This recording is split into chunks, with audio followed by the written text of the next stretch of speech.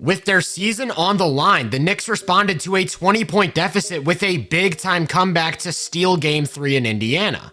And this mid-game turnaround was primarily the result of one simple fix that completely transformed their defense. New York's big adjustment heading into this one was to start Mitchell Robinson for the first time all playoffs. The idea was that with Robinson on Turner, you could neutralize the Pacers' ball screen game. They're comfortable switching everything between him and OG, as he's got the agility to step out to the perimeter when needed. The problem, though, is that with him on Turner, that leaves Cat on Siakam, so that now becomes the offensive focus. They can run an inverted ball screen to force a switch, which leaves Brunson on an island trying to defend him one-on-one. They can go to their typical ball screen action, but with Siakam screening, and now you're back to square one with Cat trying to defend the primary action as a 5. He plays the pick and roll in a drop, which Halliburton takes advantage of by stepping back into a jumper. The idea is to put Cat in every action. This time it's an out of bounds play where Siakam runs off a back screen from Nesmith, forcing a switch. Then Nesmith's gonna curl off a down screen from Turner, which leaves him with a wide open look from the corner. If they're able to get Brunson switched onto the ball, such as on a cross match, that's when they'll shift their approach to him. Now they can set up the high ball screen with Turner, knowing that Brunson isn't going to be able to switch, while also not having the agility to prevent Halliburton from creating downhill opportunities. The Knicks tried to hide him by pre-switching, but the Pacers had a counter. They're going to put Turner in the corner, then bring Brunson's man to that side of the floor before stepping up to set a ball screen. That means if they pre-switch, now Brunson's matched up with Turner. That's a huge mismatch, which not only allows them to create second chances on the glass, it leads to plays like this where he flashes to the middle of the paint and seals off low post position for easy points. So, much like with Cat, they could pretty much force Brunson into every action. This time it's a double drag, and you'll notice that they don't want him switching onto Halliburton. That means Robinson has to step up to the ball to play a drive, which then triggers a rotation from the low man, and this entire sequence started with the fact that they didn't want to give up a mismatch, resulting in an open 3. When this really becomes a problem is if Brunson finds himself on the ball and Cat still on the court. Now they can get into simple ball screen action to attack both matchups, and between the poor screen navigation and drop coverage, Nembhard ends up with an easy bucket. Speaking of which, when Cat is at the 5 and matched up with Turner, the Pacers are just going to set up ball screen action every single time down the floor. This time it's an early offense and they switch, so Turner immediately takes advantage of the smaller matchup with a quick bucket. Next time down they ran it again. Turner hands it off to McConnell, Cat's going to look to drop into a switch, but he leaves TJ with a little bit too much space. So they ran it back not even a minute later. This time they set up with an empty corner, meaning that if TJ gets to the paint, Cat's the one who's gonna have to help. That leaves Turner open on a pop, where he once again steps into one of those short mid-range jumpers. As soon as Cat checks out, now it's time to look for Brunson. He finds himself cross-matched with Obi Toppin, so Halliburton immediately hands it off to him while clearing the middle of the floor as he bulldozes his way into a layup.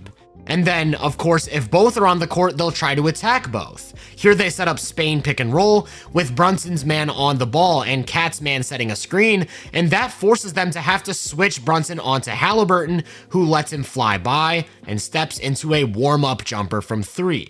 With all of that said though, Brunson picked up 4 first half fouls while Cat picked up 3, meaning that they would have to close the second quarter without either of them. And for the first time in maybe this entire series, the Knicks looked very good defensively, pretty much bottling up everything the Pacers tried to do. With the lineup they rolled out, they were able to get into rotation and switch everything across the board without having to worry about mismatches, which completely took the paint away from Indiana's offense. So in the 96 seconds this lineup spent on the court, they held Indiana scoreless and cut their deficit down from 20 to 13 heading into the break. To start the third though, it was back to the starters for New York, which meant it was back to looking for any way possible to attack both Brunson and Cat. This time you're going to see them set up that double drag, and again Brunson's not going to switch onto Halliburton, meaning they instead have to switch Robinson onto him. That creates a mismatch in the post with Turner and Bridges, and I think the Knicks had the right idea here, sending Cat to the paint with a scram switch, but it was just a touch late. Most of their offense started with an empty side pick and roll between Haliburton and Siakam. On this one, Cat plays an incredibly weak drop, not really stopping the ball or the roll, and that forces the rest of the defense to rotate, resulting in a corner three for Nembhard. When Siakam checked out, it was Toppin who started screening. This time, Cat actually jumps out to the ball, but with no rotation, the result is a wide open layup. Luckily for the Knicks, he smoked it, but 30 seconds later, he'd have a chance to redeem himself with this beautiful no-dribble fast break ending in a lob up top to get the Pacers lead back up to 15. That's when Cat sat down, so naturally Indiana went right back to Brunson. Like clockwork, they set up double drag, and instead of switching, Robinson drops back, leaving Haliburton with room to turn the corner and get to a weird-looking layup. From that moment on, though, something shifted with New York's defense for the next 16 minutes. They tried to go to Ben Shepherd to attack Brunson on an island, but with 3 different help defenders packing the paint, there's nowhere to go. Then you're going to see Bridges and Hart switch against Haliburton to make him beat them one-on-one. That was a glimpse into a very slight adjustment by the Knicks. For the remainder of the quarter with Brunson, they're going to switch across the board and trust their guys to defend one-on-one. Instead of panicking to avoid mismatches, they'll accept them and try to stagnate Indiana's offense. It was only when Brunson checked out that they went to a more traditional look. McBride's gonna fight over the top of 2 screens while Robinson plays the ball in a high drop, and he picks up a big time block. They also got DeLon Wright on the court during these minutes, and were looking to switch every action between their wings, and just like at the end of the second quarter, they again completely shut down the Pacers. Indiana didn't score for an entire 3-minute stretch to close the third, up until a botched switch left Turner all alone under the basket. And that takes us to the end of the quarter, with the Knicks still down 10 and trying everything they possibly can to claw their way back into it. Before we talk about what happened in the fourth, I want to back up for a second. Remember, they ended the second quarter without either on the floor and held the Pacers scoreless for 96 seconds. Then they ended the third with just Brunson on the floor for about a minute before going to neither for the final 2 minutes and gave up just 2 points over the entire stretch. This wasn't just a theme in this game, this has been a consistently occurring problem for the Knicks throughout the playoffs. If we exclude garbage time, Cat and Brunson have played almost 400 minutes together, and those lineups have produced a 119 defensive rating, good for about 5.5 points below the league's playoff average. In 155 minutes of Brunson on the floor without Cat, the Knicks have produced a 111 defensive rating, and in 105 minutes of Cat without Brunson, an impressive rating of 92. In order for them to hold up defensively, it has to be one or the other, or neither. And that takes us to the fourth quarter of Game 3, where the Knicks started the quarter with Cat and no Brunson. During this time, he completely stole the show in a legacy-defining moment as he scored a loud 20 fourth quarter points. But these minutes were all about the team's defense. With Cat at the 5, they're looking to put him in ball screen action, and the Knicks had him dropping back into a late switch if needed. With a defender like Wright navigating up top, Cat doesn't have to commit to the ball as aggressively, meaning that he's able to recover if Turner pops. Of course, it goes without saying that there's going to be some luck involved. In the event that Cat does commit to the ball, he isn't quick enough to get back out, and that's when you have to hope Turner isn't hitting the 3. When Tony Bradley came in, though, they no longer had to worry about it. Now Cat's able to prioritize the ball out of drop while Bridges chases from the hip, forcing Haliburton into a pretty tough floater. For that reason, the Pacers actually stopped attacking Cat, and that's when the Knicks start to look like a truly elite defense because they've got a ton of guys who can hold their own in their individual matchups. Take this play for example. Nembhard uses a screen from Siakam, prompting OG to switch out to the ball. That leaves McBride on Siakam, which is a big mismatch in terms of size, but he fights for position, pushing the catch all the way out near the 3-point line, and you'll live with that long of a 2 every single time. If they did hunt for Cat in ball screen action, but it was Nembhard handling instead of Haliburton, that's when you'd see his defender go under the screen, which means that they're able to keep a body in front of the ball without needing Cat to leave Turner. Halliburton's too good of a shooter to go under the screen, and when Mikal chases him over, Cat has to pick up the ball. Hart and OG do a good job of shrinking the floor from the weak side though, forcing the Pacers to reset with no advantage. They immediately set up some second side action, with Turner handing it off to Nesmith while Siakam sets a ball screen, but remember they're going to switch Hart and OG while Cat drops back, and with the shot clock running down, Nesmith has to try to create something, resulting in maybe the best defensive play of the game.